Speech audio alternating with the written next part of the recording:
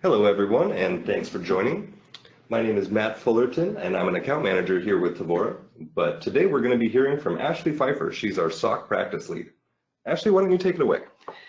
Thank you, Matt. So hi everyone, my name is Ashley Pfeiffer, as Matt just introduced me. Thank you so much for joining. So this is our SOC for Startups webinar. And what I'll be talking about today is the SOC assessments, what that means, what it entails, but really with the focus on what that means to a growing business. SOC has grown in popularity across all industries, and one of those areas where we've really seen that interest is for that startup or growing business size. So that's how we'll focus today. So what we'll actually be walking through is focusing on quick wins and common hurdles. So this is getting into those details of a little bit about what it means to go through a SOC assessment and how you can make it really work for you. Another area is preparation for SOC assessments, as always with that efficiency focus. Of course, cybersecurity is of the utmost importance to all companies, but that does not mean that cybersecurity audits are your core business. So while you have to do this sometimes, we always want to help you figure out ways to do it that is efficient and does not distract from what you need to do to grow your business, retain your customers. And then, of course, we will get into the how, the why, the when, and the what to help set possible action plans or set that course for your companies. Throughout this webinar, if you have any questions, please use the GoToMeeting functionality. You can pose those questions directly in there, and then we will address all of the questions at the end of the webinar. So first, a little bit about Tevora. Tevora was founded in 2003. We're based in Southern California, but we really have a presence across the country. And we have a focus on everything from risk assessments, compliance, threat management, incident response, and everything in between. Tevora prides ourselves on demonstrating our success with our clients, which is truly what matters to us most. And then from this, we've received rewards we're quite thankful for, as you can see here. And we offer services across those certifications listed on the bottom, really growing our presence and growing the ways that we can help our clients. As a part of that commitment, we are a consulting company, which means our people are our product. So we value our people. We put training, guidance, and a lot of support to those teams so that the advice that you are getting, whether it's from a risk assessment or from a penetration test, is really insightful and valuable and feels like it is that expert advice that you deserve. And then, of course, we are in that partnership through the end. Our motto there is go forward, we've got your back. Of those services, I've said this twice quickly, but I always like to put it up here. We are focused on a SOC assessment today, but Tevora does offer a lot of other pieces. So whether or not you need SOC or something else now, Tevora can offer services really across the board, as you can see here in that cybersecurity field. And then, as I said, our clients are what matter the most. And so that partnership and that success we've had with our clients is what has enabled us to retain so many clients long-term and help out with some of these brand names that you probably recognize. And of course, as the focus of this webinar is around that SOC for startups, the hope is that, on this slide where we have household names, that we can help some of your companies grow to that level with that information security in ways that can attract your clients so that you can be on that household name slide one day too. So getting into it, the quick wins and common hurdles. So SOC, which stands for System and Organizational Controls, is one of the many compliance frameworks that you can do in the information security field. It's often something that is requested from your clients, so your customers might demand it either in contractual needs or it might simply be a marketing piece. And I raise that because that often means that it goes from kind of a 0 to 100 in terms of needs. So there's a focus very often on needing to get it done quickly or wanting to figure out what's the best way to get this out to market as fast as possible because customer A, B, or C is asking about it. And so there are many different pieces involved, and any information security compliance effort does take some effort. It does take time. We are never going to tell you that it's easy, walk in the park, snap your fingers, and it's done. But that doesn't mean that it's impossible. It doesn't mean that it can't be done, even with a small team. Many of our SOC clients have been smaller teams who go through this, and it can be one of the things that helps them to attract that next investor or next customer. So some of those quick wins that you can address. The first one, I have policy and procedures. An often area of growth that's needed as a company matures is moving from an informal environment where everyone is a team player, everybody knows what to do, you're already doing it right, but moving more towards that formalized atmosphere. You have written, approved, reviewed policies. Those policies also have to be formally communicated and acknowledged with your teams. So again, it's moving away from the 10 of us all know, not to leave our laptops open, unlocked overnight in the office, but that needs to go into that policy. It needs to go on an intranet or a wiki so that everybody can have that trackable view of the policy. But then with that, I have that third bullet on there, keep it simple, because you do not need to have 100 pages of policies. To move towards this formal way of tracking that behavior and tracking those guidelines for your company does not mean you need to develop hundreds of pages of documents, have meeting upon meeting of policy reviews. As I mentioned, you can use a wiki. And with that, as long as you have the tracking enabled, the history of changes in there, as long as there's permissions of who can actually change those, that can retain all of those documents for you. There's also a lot of very simple ways to develop policies and procedures. You can leverage, there's a lot of growing business groups that will share some templates. And whether or not you choose to hire a third party to help you knock those out quickly or allocate your own resources to do it, it's a necessary step that you don't have to wait even to the end of this webinar to get started on. It is really one that can be done very straightforward for your teams. The second one, what we call auditability, which if you think back to elementary school, when you get half credit on a math problem, you can't just get the right answer, you have to show your work. And this is really the heart and soul of what an audit is. This is not just SOC, it's other cybersecurity, but one thing that's different about SOC as opposed to other cybersecurity needs like PCI, for instance, the SOC does have its basis in the accounting world. Those are the AICPA owns the compliance, which means that there is that little bit higher level of rigor of the work you have to show. So that's why I call it out here. It's a little bit different than your normal show your work, which just means that they look at a little more documentation. But so from a change control to a risk review is what I have noted there. It's very often things that you are already doing. What I say is think of anything that you communicate verbally right now. It might be a team meeting, you discuss, you approve from a small item to a large item, take notes, put it in a ticket, put it in a tracker, something to show that work.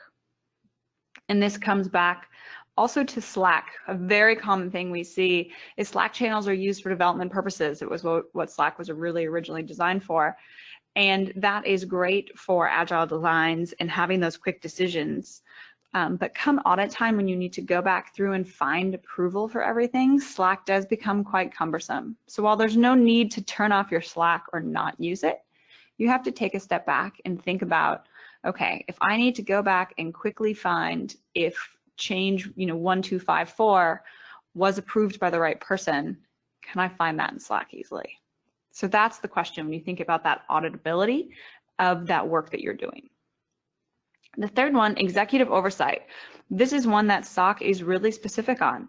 It's a newer piece, so if anyone on the line has done SOC at a previous role or company and you're kind of raising an eyebrow, the level of executive oversight required in SOC is part of the newest updates. And what this is showing that information security is a company priority, not just an IT or an IS priority. Well, here's the good news. With the focus of this webinar on startups or growing companies, it is much easier for this market to meet this control than it is for the behemoths of thousands of people, personnel at a company. The general size of companies who are focused, at this level, 10, 20, maybe 30 people. So that executive oversight is already embedded into everything you do because that is the nature of a smaller team. So this is much easier to do. You need to document it, essentially showing that, for instance, looking at a cybersecurity risk is not just reviewed by the risk analyst, but it goes up to a board or an executive. Think of kind of the owners of the company. And that's why I have on their critical risk management program.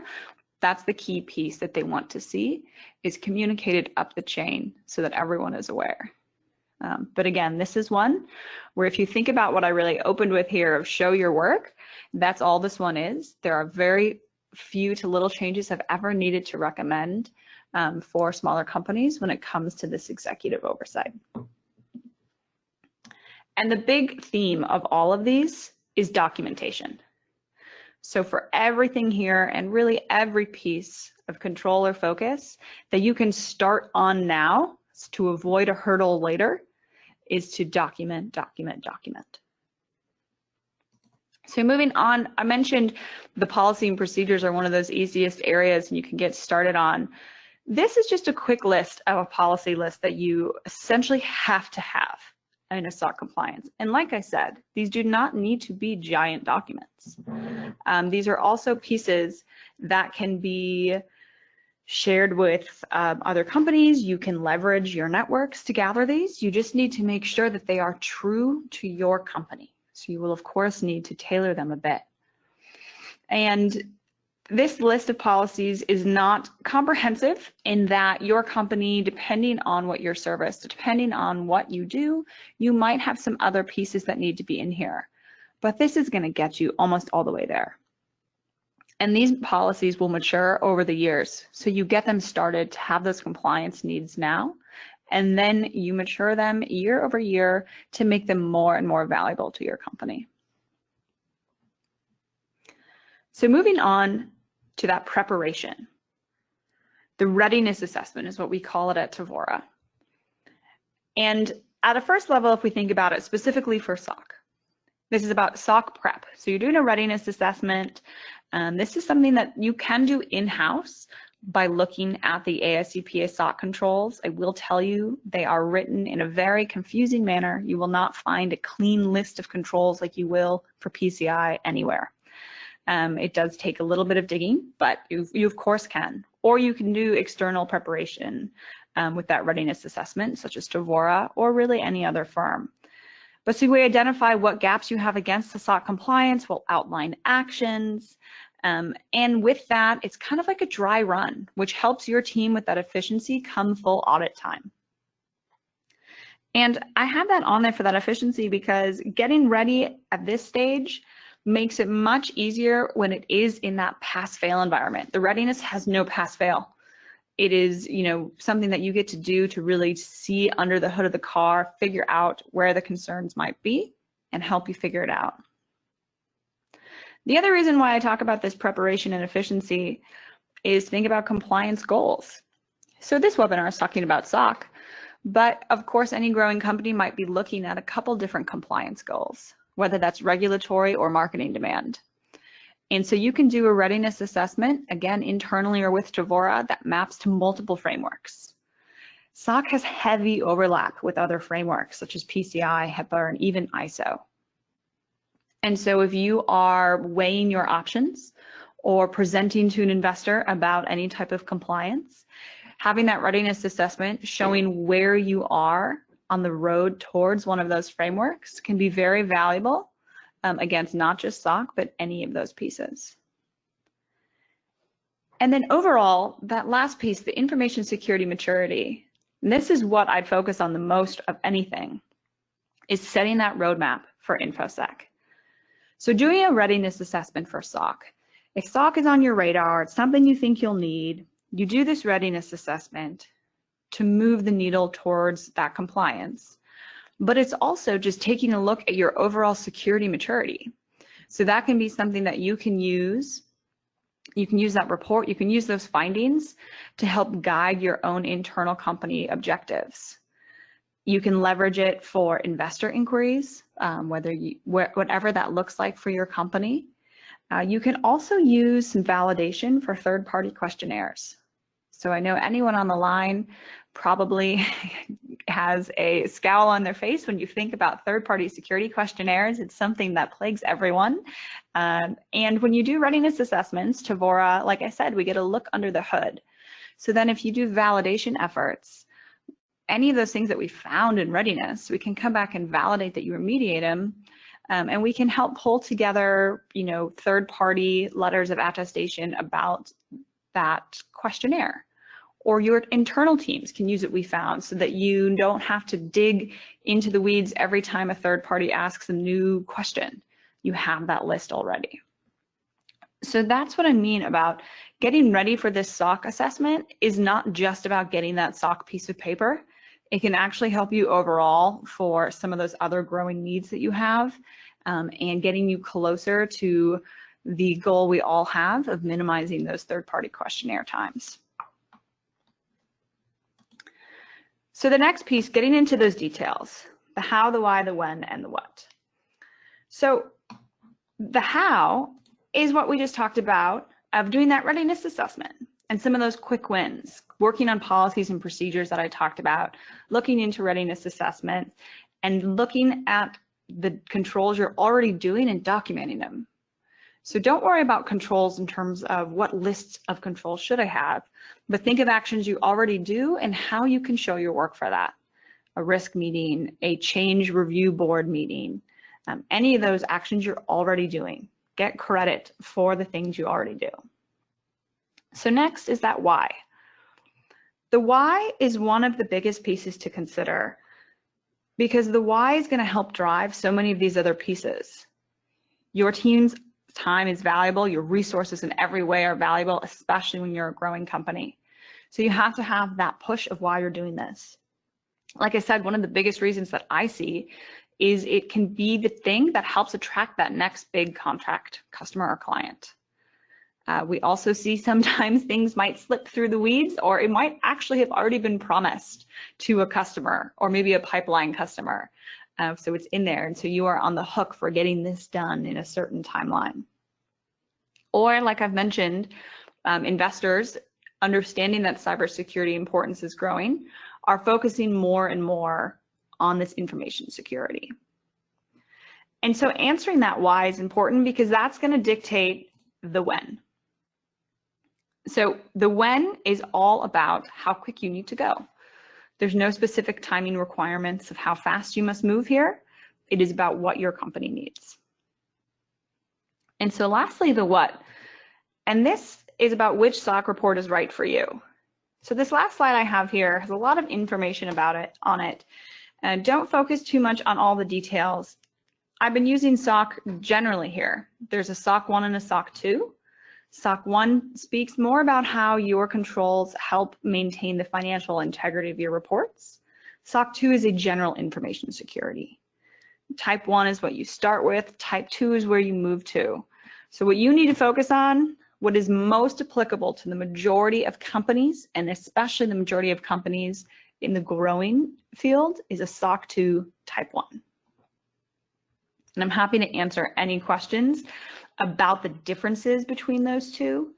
The key point here is that Type 1, it's a point in time, which means it's a little easier to get, it's a little faster to get, and I know what you all want to hear, it's a little cheaper to get.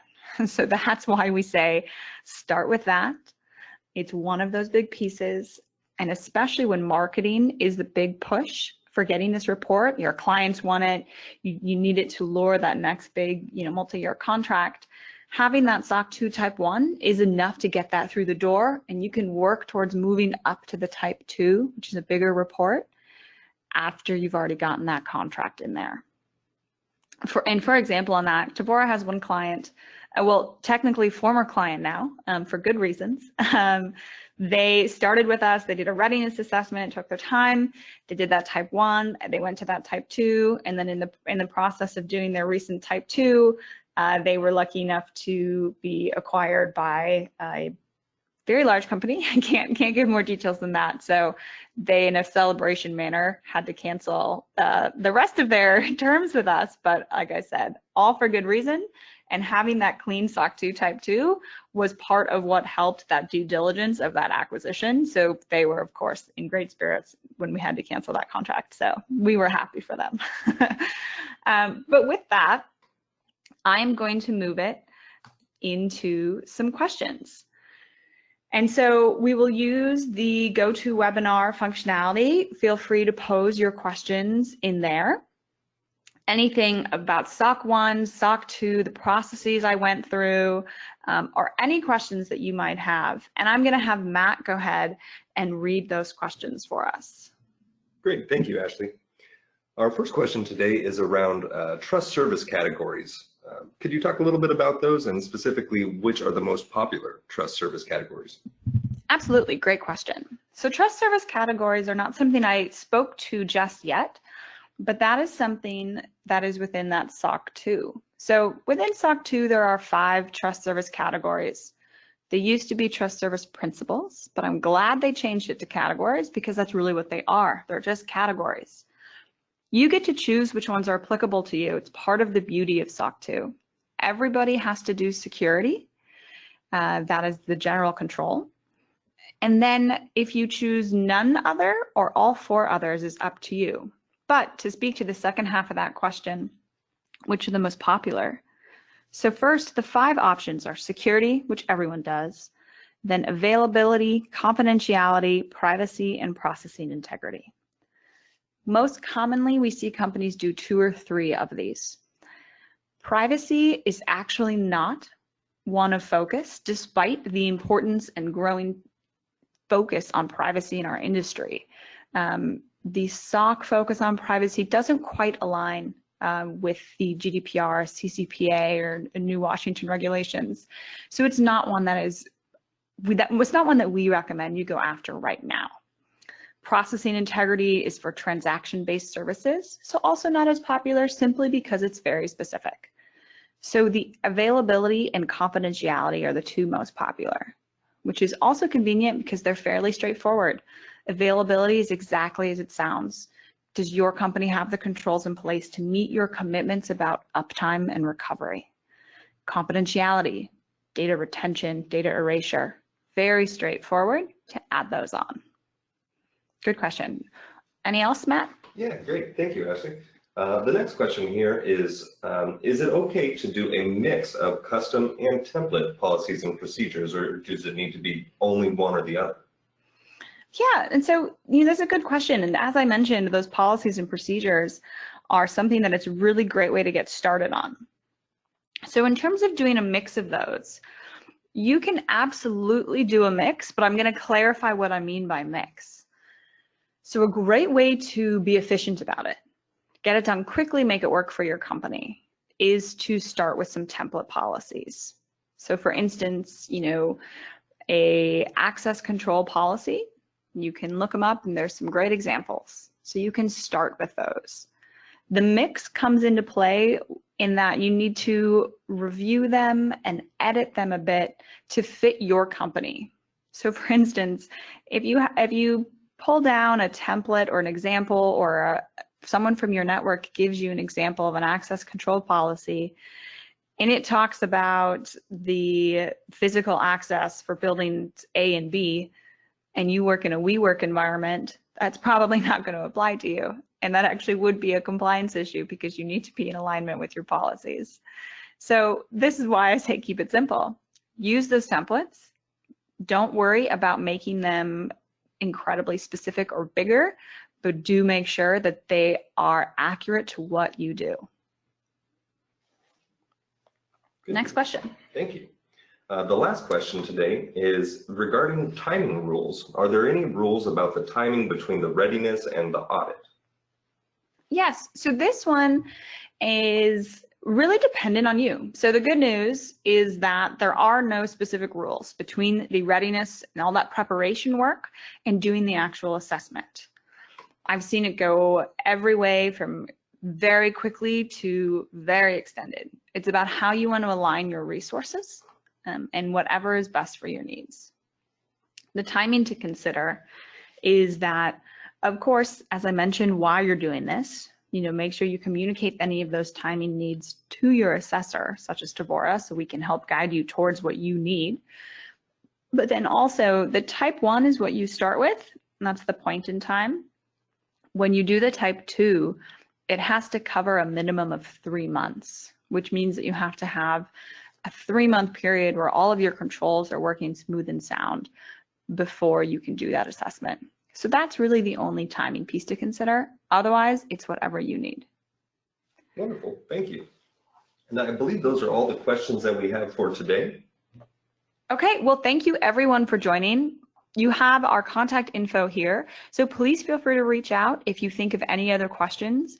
I hope that you were able to gather a little bit from this today, and I hope that we have the chance to connect again soon. Have a great day.